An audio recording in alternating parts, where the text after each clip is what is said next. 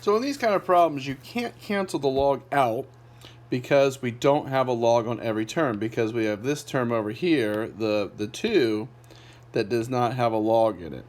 So the idea is we can bring this 2 up. So we get log base 2 of x minus 3 squared equals log base 2 of 4 plus 2. So now we have to get all the logs on one side. If they don't all have a log, then we have to get them all on the same side. So this would become log base 2 of x minus 3 squared, subtracting log base 2 of 4, just equals 2. And then when you have the difference in two logs, we get log base 2.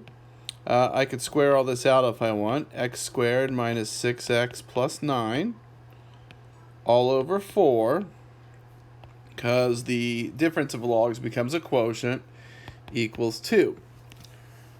So we can't cancel the log out, but we can switch to exponential form, where we have all of this stuff which we now have figured out, x squared minus 6x plus 9 over 4 equals our base, which is 2, to our power on the other side, which is 2. So this is going to become x squared minus 6x plus 9 over 4 equals 4. I can multiply 4 to both sides. That's going to give me x squared minus 6x plus 9 equals 16.